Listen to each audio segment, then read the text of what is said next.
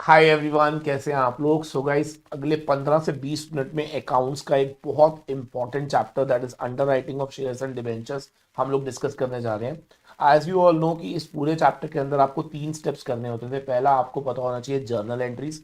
दूसरा, you should know how to calculate the net liability of underwriters. And तीसरा, very important, that you should know how to get the commission of underwriters. ठीक है जी।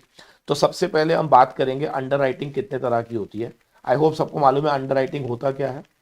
बोलो, under writing क्या होता है। एक तरह से a kind of guarantee which is given by the underwriter to the company that in case अगर शेयर्स अनसब्सक्राइब्ड रह जाते हैं then they will take up those shares to the extent of their liability. ठीक है ना। तो क्या मतलब है इसका, अभी समझ आ जाएगा। देखिए, अंडर राइटिंग के अंदर ना आपको याद होगा 3 तरह की अंडर राइटिंग कॉन्सेप्ट आपने पढ़े हैं। पहला है complete under writing. Complete under writing में क्या होता है, जैसे मान लीजिए एक कंपनी जो है 10,000 शेयर्स लेकर आ रही है। ठीक है, इतने शेयर्स का इशू लेकर आ रही है और कंपनी चाहती है कि मेरा पूरा 100% जो इशू है वो अंडर रिटर्न होना चाहिए बाय वन और may be more than one. ठीक है ना। हो सकता है कि ये पूरा का पूरा underwritten by one underwriter हो, और ऐसा भी हो सकता है कि it may be underwritten by more than one underwriter. ठीक है जी। फिर आ जाता है हमारे पास पार्शल। पार्शल का मतलब क्या होता है, मान लो कंपनी पब्लिक इशू तो लेकर आ रही है 10,000 का, लेकिन उसमें से सिर्फ 60% इशू ही ऐसा होगा जो कि अंडर राइट किया जाएगा बाय मे बी वन और मोर देन वन। और एक होता है बेटा फर्म अंडर राइटिंग। सबको याद आ रहा होगा।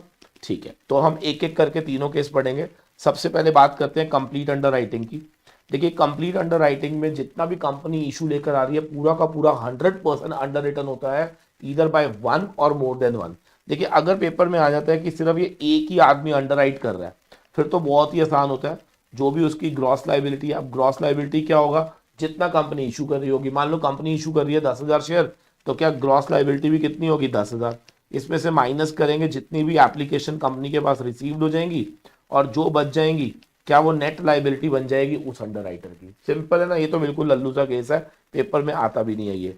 अगर मान लो एक से ज्यादा अंडर राइटर्स है, मान लो A B C 3 underwriters है, तो आपको याद होगा जब भी एक से ज्यादा अंडर राइटर्स होते हैं तो वहां पर एक कॉन्सेप्ट आया था, marked application. Now, what is marked application? The application which contains stamps of underwriter. तो जिन एप्लीकेशंस पे स्टैंपिंग लगी होती है अंडर राइटर्स की, क्या उन एप्लीकेशंस को मार्क्ड एप्लीकेशंस बोलते हैं। Yes sir. तो सबसे पहले आपको लिखना है इन सब की ग्रॉस लाइबिलिटी क्या है। फिर आप लोगों ने, अच्छा, एक एक छोटा सा एग्जांपल ही ले लेते हैं। मान लो 10,000 टोटल एप्लीकेशन है।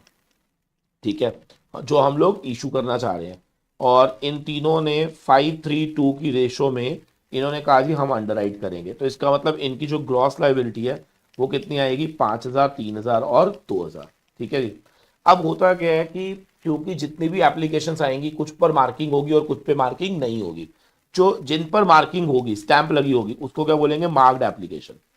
अब मान लो मार्क्ड एप्लीकेशन ए के नाम पे आई है 3,000, बी के नाम पे आई है 2,000 और इसके नाम पे आई है 500। तो पहले मार्क्ड एप्लीकेशन का सारा क्रेडिट दे देते हैं, फिर इसमें से माइनस करेंगे अनमार्क्ड एप्लीकेशन। बेटा एक बात याद रखना, जो अनमार्क्ड एप्लीकेशन होती है ना, मान लो वो 2,000 है, उसको हम in the ratio of gross liability distribute कर देते हैं। तो that unmarked application will be distributed in the ratio of 5:3:2। तो इसको जब आप डिवाइड करेंगे 5/10, 3/10, 2/10, तो ये आ जाएगा 400, 600, 1,000। तो इस प्रकार हमने सबका क्रेडिट इनको दे दिया, मार्क्ड का भी और अनमार्क्ड। तो यहां से हमारे पास क्या निकल कर आएगी, नेट लाइबिलिटी। तो इसकी 1,000, इसकी 400 और इसकी 1,100। That's it, over. अच्छा सर, एक बात बताओ, क्या ऐसा हो सकता है कि जब हम मार्क्ड और अनमार्क्ड को डिस्ट्रीब्यूट कर रहे हो तो उस केस में किसी एक की नेट लाइबिलिटी नेगेटिव आ जाए। सर बिल्कुल हो सकता है, बिल्कुल हो सकता है, 100% हो सकता है। मान लेते हैं ऐसा प्रिज्यूम कर लेते हैं, रब थोड़ा भला करे बहुत सारा। ये है लेट से 4,000, ऐसा अज्यूम कर लेते हैं। मान लो अनमार्क कितनी है, 4,000। अब मुझे बताओ 4,000 को कैसे डिस्ट्रीब्यूट करोगे, 5:3:2 में करोगे। तो इसको कितना दोगे, 2,000, और इसको कितना दोगे, इसको दोगे 1,200, और इसको कितना दोगे, 800। इसका तो निल हो गया लाइबिलिटी। और इसको चेक करोगे तो -200, और इसको चेक करोगे तो कितना आएगा, बोल दो यार, ऐसे मत करो, 700 आएगा ना।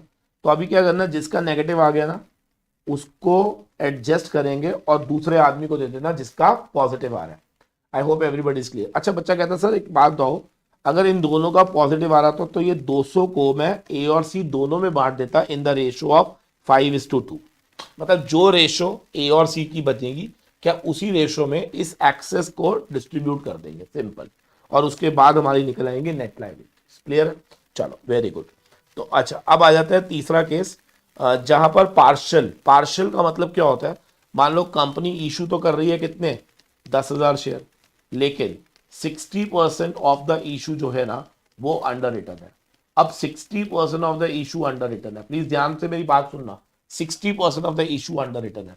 तो इसका मतलब ये हो गया, let's say 60% of the issue under return, तो वो 6,000 है।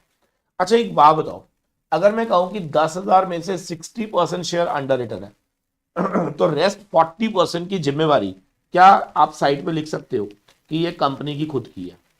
बिल्कुल, है ना भाई। भाई 60% के लिए मैंने आपको पॉइंट कर लिया, तो रेस्ट 40% क्या मेरी खुद की जिम्मेवारी है कि मैं उसको कंप्लीट करूंगा?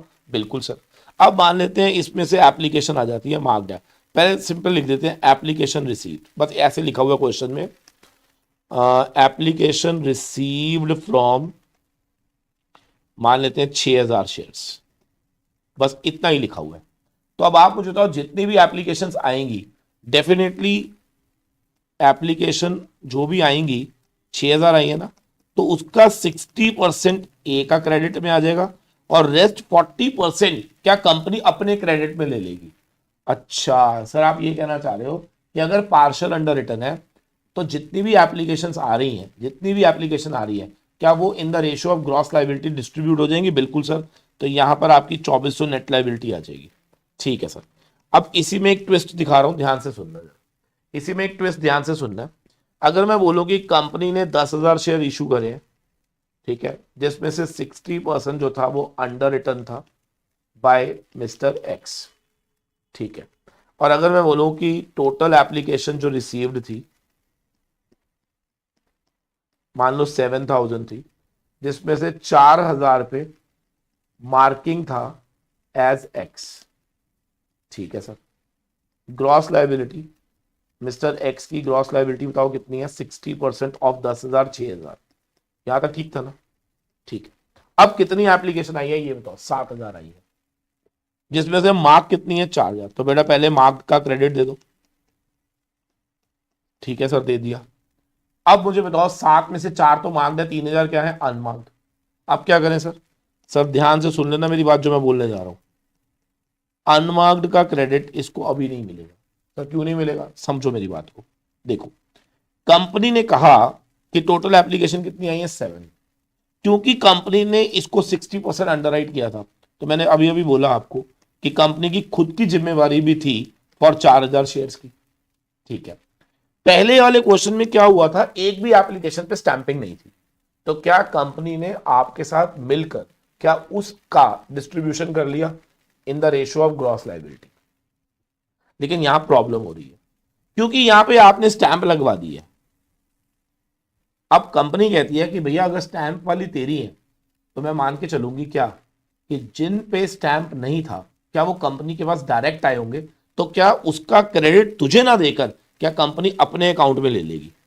इसका मतलब ये 7 में से 4 तो मार्किंग थी, जो 3,000 अनमार्क थी क्या कंपनी उसको अपने खाते में ले लेगी, ये मानते हुए कि भैया स्टैंप वाली तेरी, तो क्या अनस्टैम्प्ड वाली हम मान के चलेंगे कि कंपनी को खुद लोग जानते थे और उन्होंने डायरेक्ट अप्लाई कर दिया? बिल्कुल सही बात है।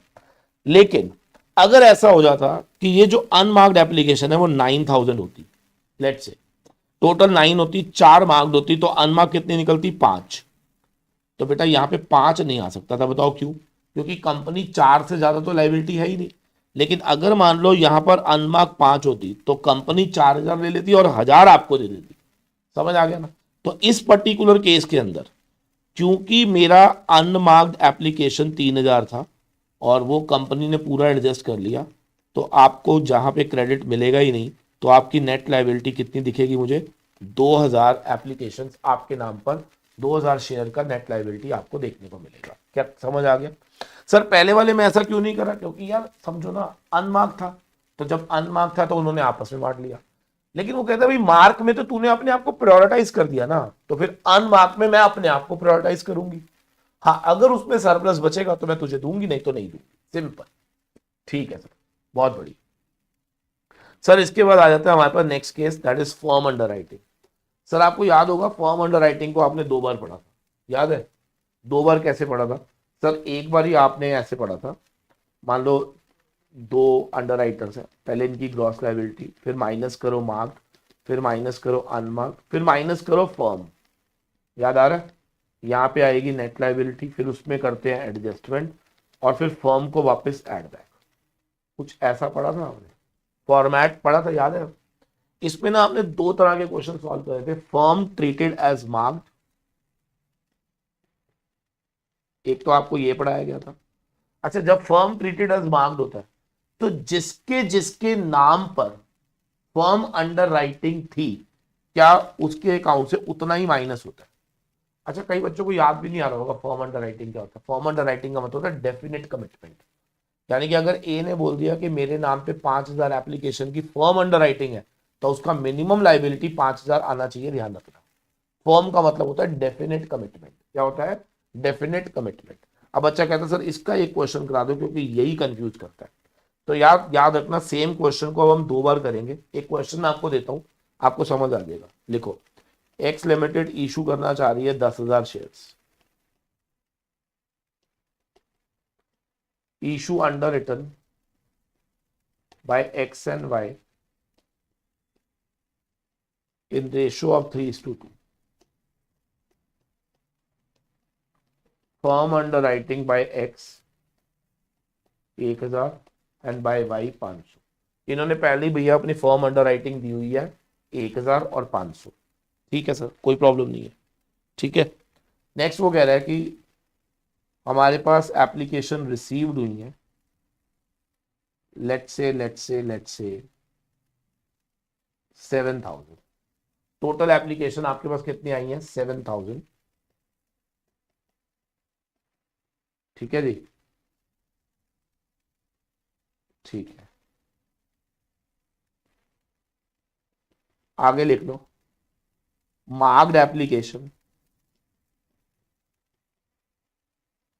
मार्क्ड एप्लीकेशन है एक्स के नाम पे 2,000 और वाई के नाम पे लेट्स से 1,000। बस ये दिया हुआ है आपको, ठीक है ना? यहां पे लिख लेना इंक्लूडिंग फॉर्म, इंक्लूडिंग फॉर्म। आपको फाइंड आउट करना है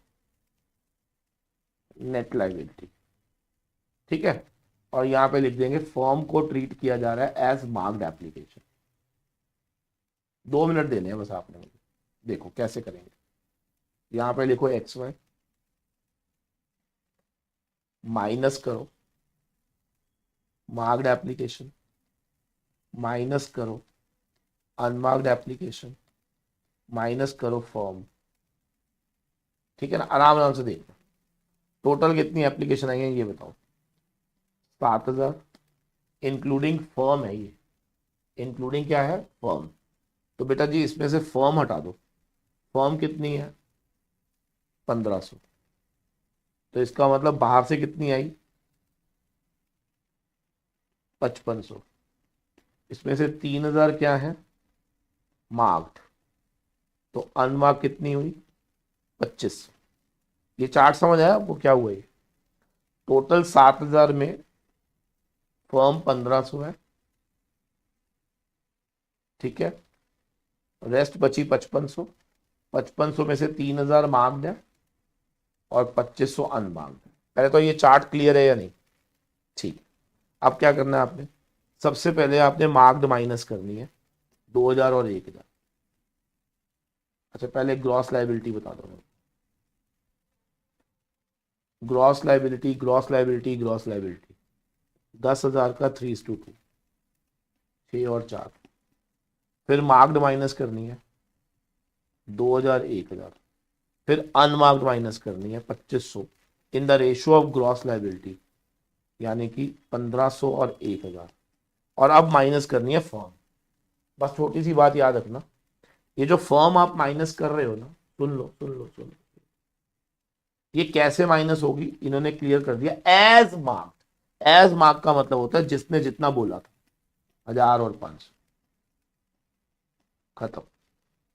अब यहां पे निकालो नेट लाइबिलिटी, कितना आएगा,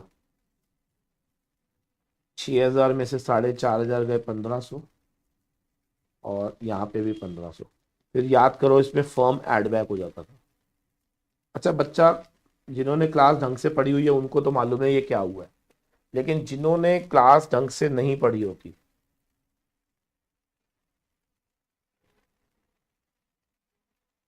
तो फाइनल लाइबिलिटी इसकी 2500 और इसकी 2000। अब जिन्होंने क्लास ढंग से नहीं पढ़ी होती ना उनको दिक्कत आता है कि सर ये क्या हो गया, तो बेटा कुछ भी नहीं हुआ। बच्चा कह रहा है सर फर्म अगर ऐड ही करनी थी तो माइनस क्यों करा, तो बेटा आपको याद होगा रीजन, हम माइनस करते हैं to find out the excess applications.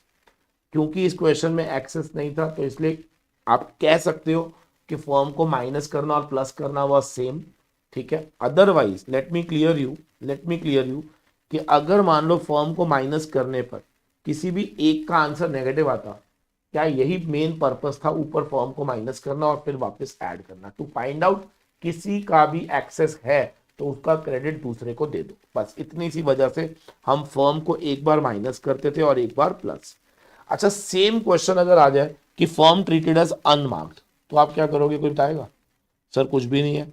Sir फिर हम पता क्या करेंगे, ये 1500 को ना हम 3:2 की रेशो में यहां पे डिवाइड कर देंगे। ऐड इतना ही होगा याद रखना, माइनस कैसे होगा, 3:2। मतलब समझो क्या है, मार्क्ड माइनस होगा, अनमार्क्ड माइनस होगा, एक एक्स्ट्रा चीज माइनस होगी, क्या, फर्म। फर्म कैसे माइनस होगी वो डिपेंड करेगा। फर्म ट्रीटेड एज मार्क्ड तो जैसे दिया था वैसे माइनस होगा, फर्म ट्रीटेड एज अनमार्क्ड तो in the ratio of gross liability minus होगा। उसके बाद जो आएगा चेक करो, किसी का अगर नेगेटिव है तो वो पहले एडजस्ट कर लो और फिर एंड में फर्म को वापस एड बैक कर दो। एड बैक करते समय याद रखना ओरिजिनल वाला एड बैक होगा जो ऊपर लिखा हुआ था, यानी कि फर्म जितना भी था इनका ओरिजिनल 1000 और 500 ये ऐड होगा। सर क्वेश्चन कब तक नहीं चलाएंगे, मेरी बात को ध्यान से सुन लेना, जब तक आपके पास फर्म मार्क्ड अनमार्क्ड तीनों चीजें अलग से ना आ जाए तब तक इस क्वेश्चन को आप मूव नहीं कर सकते, याद रखना। सबको क्लियर हो गया जी। चलो अब इसके बाद आ जाती थी हमारी कमीशन। याद रखना कमीशन जो होती है ना, आप सबको याद होगा, अगर इफ यू रिमेंबर तो commission must be authorised by the articles, और जो मैक्सिमम कमीशन होती थी वो 5% होती थी ऑन शेयर्स एंड 2.5% होती थी ऑन डिबेंचर्स। याद रखना कम हो सकती है, ज्यादा नहीं हो सकती, ठीक है ना, ये मैक्सिमम होती है। अब कई बार बच्चा कहता है सर ये कमीशन निकालेंगे किस पे, सर निकालेंगे हमेशा ऑन ग्रॉस लाइबिलिटी, ठीक है ना। तो अब इसी क्वेश्चन को हम कंप्लीट कर लेते हैं। मान लो एक शेयर था 100 रुपए, एक शेयर कितने का था, 100 रुपए, तो ग्रॉस लाइबिलिटी 6000 इंटू 100, 6 लाख। एक सेकेंड, सॉरी सॉरी सॉरी, इसकी जो नेट लाइबिलिटी बन रही है वो 2500 इंटू 100, 2.5 लाख बन रही है, ठीक है, एक्स की। और वाई की नेट लाइबिलिटी बन रही है 2000 इंटू 100, 2 लाख। अब हम इनसे जो कमीशन लेनी है वो माइनस कर देंगे। अब कमीशन हमने इनको कितनी देनी है कोई बताएगा, commission will be calculated on gross liability at the rate of 5%, simple.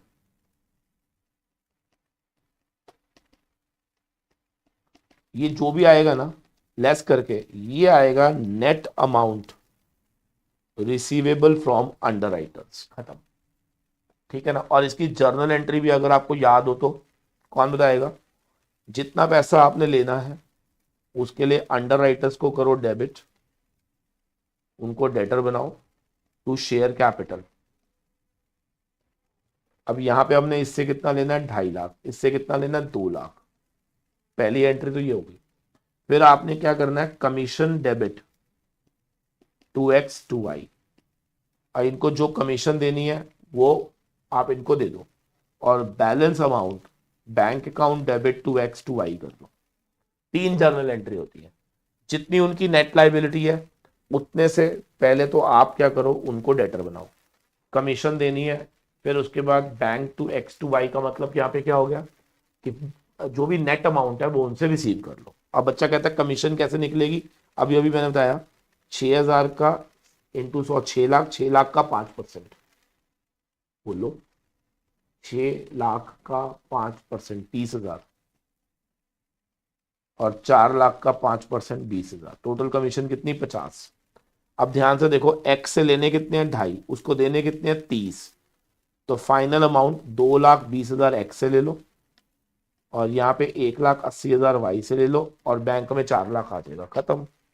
समझ आ गया? कैलकुलेशन चेक कर लेना, मेरे ख्याल से तो ठीक है, फिर भी कैलकुलेशन एक बार देख लेना, समझ आ गया या नहीं, जल्दी बोलो मेरे दोस्तों।